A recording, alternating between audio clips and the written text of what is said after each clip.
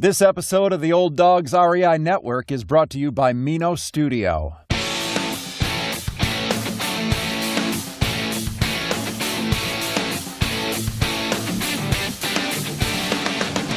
Welcome to the Old Dogs REI Network, where cash flow is king. Real estate investing, the means, so you can enjoy your retirement dreams. This is the show where we cut right to the chase. No sales pitch, no long monologues, just simple how-to real estate investing advice, so you can earn the passive income you need to enjoy your retirement today. And now, your host and chief old dog, Bill Manassero. Hello, old dogs, and welcome to Fun Facts Friday. This is our once a week, only on Friday show, where we have special episodes not featuring guests, where I will share tricks, tips, terminology, and techniques that will help skyrocket you to real estate investing success. Today's topic is Ask Bill. These are these monthly meetings that we have where I answer questions from you guys. And I would invite you to send more questions to me. I love to answer your questions. In fact, I just sit around waiting for my email just to go bing, bing, and have these questions coming in. So I would just invite you to send your questions in. Anyway, so today's questions are newbie questions about their first purchase, coaching mentoring programs, and out-of-country investing. Okay, so my first question here is actually from Laura, okay? And this is actually more than one question. There's a bunch of stuff here, but I'm going to try and read it as fast as I can. And I'm going to try to zip through these. So we're going to see how well this can happen here. Bill. Hi, Bill. My husband just turned 55 and I'm 53. Welcome to the Old Dogs Club, you guys. We are ready to close a deal with, name excluded here, a turnkey provider for our first property. And I keep second guessing myself. We are paying cash and I'm not sure that was the best idea, but I can't change that. I think our next property will be closer to home. My husband is a contractor. Wow, great thing. And would like to do the work to fix up our next place. I can't seem to wrap my head around how buying properties with the leverage is going to benefit us. We always have some cash flow after paying the mortgage and all expenses. I guess it's good. Well, we should use any extra money to pay the debts down, so in 10 years or so, we'll have the debt paid down and have more cash flow for use for living. Then when we want to retire and use the cash flow, it's okay to have all that leverage. I just need a simple explanation of what seems complicated to me. Can you direct me to a resource that will help me? Thanks so much, Laura. Well, Laura, this is a great question here. Actually, a series of questions here, but I just want to first, thank you for sending this in. And I think it's great because it pertains to a lot of folks out there that are newbies that are struggling with getting started. Now, the neat thing is you guys have taken that step, and that's great. So there's some good things to that. So let me just kind of recap some of the things I'm going to try to attempt to answer here. And the first one is not sure if paying cash up front for a property was the best decision. Number one. Number two, husband's a contractor, want to use his skills for the project. We'll talk about that. Can't see how buying with leverage can benefit you. We'll talk about that. Want to pay down mortgages as soon as possible before retirement. I want to talk about that. Number five, simple explanation. Well, I don't know if I'm going to be able to do that, but I'm going to try my best. And wants a resource that can help you. Well, I'm going to be the resource in the beginning here, and I will throw out some ideas for other resources. In fact, I might even say right up front, one of my best resources when I started was biggerpockets.com. Go ask your questions, get in the forums, interact, make friends. It's a great place to get to people that know and to get good answers, okay? So first off, buying your first investment property can always be a little bit scary. And I'd like to address a key thing that just kind of pops out in your email to me. And the first question that comes to my mind is, why are you investing in real estate in the first place? It sounds kind of obvious in that you're saying you want extra cash flow for retirement, and that's why many of us do this. But there's also a bigger and deeper reason behind a lot of this too. And sometimes you want the extra cash flow so you can visit your kids or your grandkids, or be able to help out with, maybe their first home purchase, or maybe there's a wedding that's coming up, or maybe you want to travel more, whatever it is. I mean, get to your why. And this is what I think is key. Really, really important to you is know your why before you buy. Okay, we can wrap that here. Know your why before you buy. Okay, well, the idea here, and this is really important, you got to know that why, and you got to write it down too, is fully understand the real reasons behind your decision to invest in real estate in the first place. This is critical, because once you fully understand your why, first off, it'll relieve a lot of fear and anxiety, because everything that you're doing makes sense, okay? It may not always guarantee that it's the best purchase or the best move, but it makes sense, and that relieves a lot of that anxiety. It'll put confidence in your rental property purchases. Take the time to identify your why. Okay, what is your motivation for getting involved in real estate in the first place? Try to understand that, and you can start to explore a little bit better the how, and I'll talk about that in a second. But first, on the why, I'd recommend podcast number 122, okay, called The Importance of Knowing Your Why. And I go into a lot about how to find out what your why is. Once you know your why, you can start to define your how, which outlines in detail exactly how you're going to achieve your why and how long it will take. How you're going to get there is mapped out in your real estate investing strategic plan. Now, this doesn't have to be, I know it sounds kind of ominous or ominous. Is there such a word as ominous? Sounds like a communist without any communication. Okay, no, I don't know. But anyway, the idea is that you will have a good foundation for what you're going to do, okay? And it's written in writing, so you can refer to it, you can take notes in it, you can revise it as you go along. But with a plan, you're much better off getting where you want to get. It's like having a map. It's like having GPS, okay?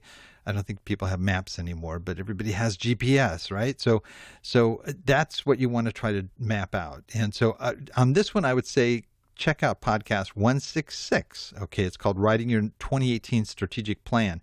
Now, there's a whole bunch of others about plans and goals and so forth that you can access, but this one is the most current, so that might give you at least a good ballpark of how to put a plan together. Okay, so let's say, for example, part of your plan in putting it all together is to acquire 5 houses to generate an additional $1,000 a month in monthly cash flow for your retirement. Okay, so you work backwards from there. What do I have to do to get a house? What kinds of things do I have to do? I have to contact brokers? Do I have to do direct mail? How many of those am I going to have to do a month? How many calls will I make? How many direct mail pieces will I mail? I mean, you break everything into these little tiny pieces, and they fit all together to achieve your why, your goal, your overall mission and objective. Okay, that's the first thing that comes to mind. Another thing is, all of us were scared on our first investment, so don't feel bad about that. It's perfectly normal, and I mean, you're taking your hard-earned money. This is money that it's taken years for you to accumulate, and you're investing it in something, and you want to make sure that you're not going to lose that money. And so that's a healthy fear to have. There's nothing wrong with that. That just hopefully will be more motivation for you to try even harder to do your due diligence and always make sure you buy right. Okay. Everything new, to us is always a little scary, but after we've done that, that's just a temporary thing. After that, it becomes old hat and it gets really easy. And after each property, it's going to get easier and easier. So, it's great. I mean, what I've always said is that really the true education starts. You can read all the books and listen to all the podcasts you want, but the real education starts after that first purchase. That's where you really start to learn. And that's a good thing. Okay, because you want to learn, and it's real life, and it's not just theory. Okay, you really want to learn. So take that step. I can't say that enough, but again, know your why, identify, put your plan together. Those are all key elements here. Okay. Another thing too, that, it's just don't let that fear, it's like a creepy crawly thing that can get in your life, and you can walk around in fear for the rest of your life, and don't let it take a hold. I think it's healthy to have fear. It's a good thing because it motivates us to do the right thing, to do the research that we need to do, but don't let it take over, okay?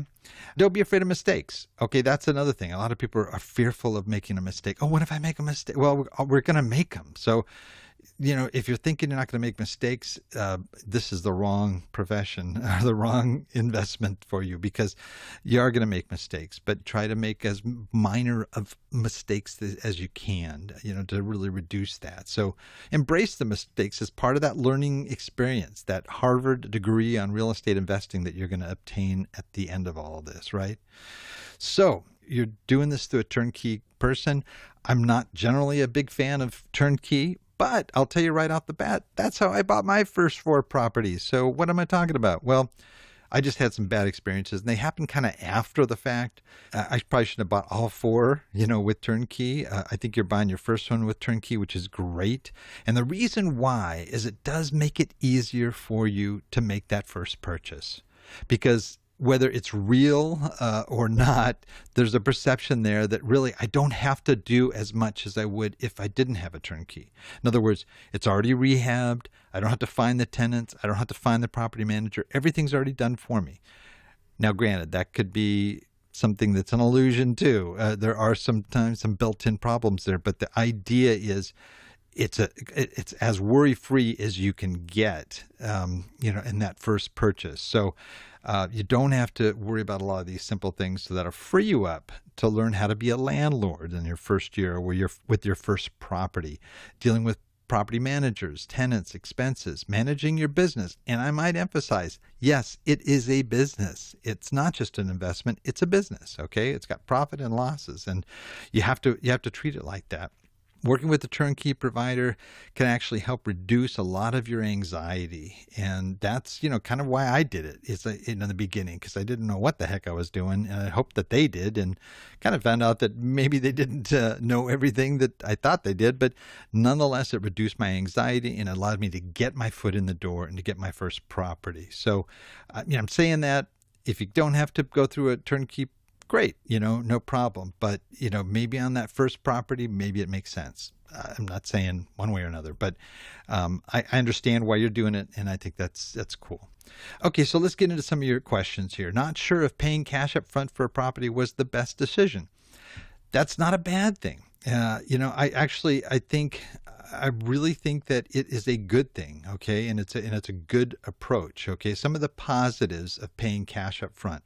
First off, you get a lot more cash every month in the mailbox. So nowadays we don't get our checks in the mailbox, but nonetheless, you're going to get more cash up front because you don't have a mortgage payment involved. You own the property outright, and more cash flow that can be applied to other things that you might have to do on that property. Who knows? Okay. Think of your property almost like a bank account, that first investment property that's accumulating interest. Now, it's not really accumulating interest, but I'm referring to equity there, that hopefully there is equity that's growing over time. And so your money is growing in value. You're already making money on your money. Okay. So there is like interest there, and that's what you get in the cash flow, right? So you've got that coming in. And then when you need it this is the beauty of the leverage thing, which we're going to talk about in just a second, is that you can do a cash out refi, and you can take that money and you can put it into another property or more properties. Okay. It's kind of like a rental property savings account to purchase another property or 2 or 3. Okay.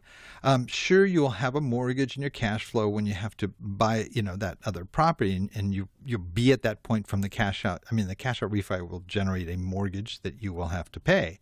But what you do with that cash can really give you an advantage. Okay. This is what I did with my first 4 properties, right?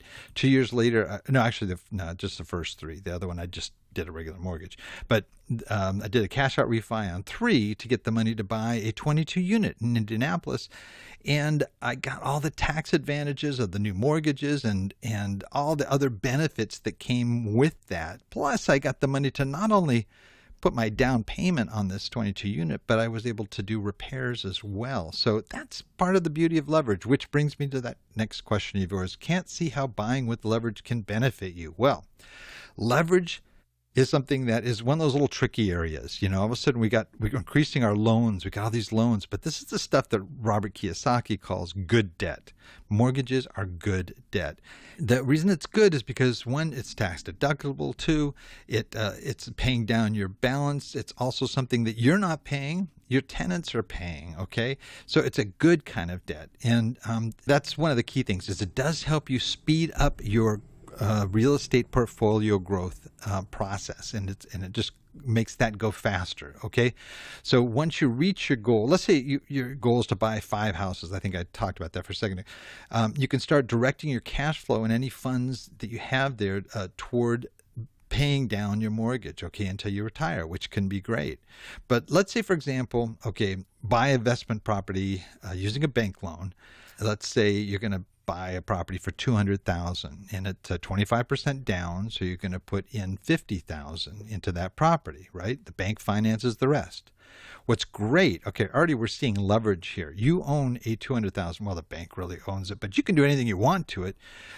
You can flip it, you can sell it, you can rent it, whatever. And so it's as if you own that $200,000 property, but you only paid $50,000 for it. Okay, so let's say you hold on to it for a couple of years and you decide to sell it for $250,000 and it sells for $250,000. Okay, you made 100% return on your investment. Okay, and that's not counting the cash flow you've already earned. You add that in there and it's going to go way over that.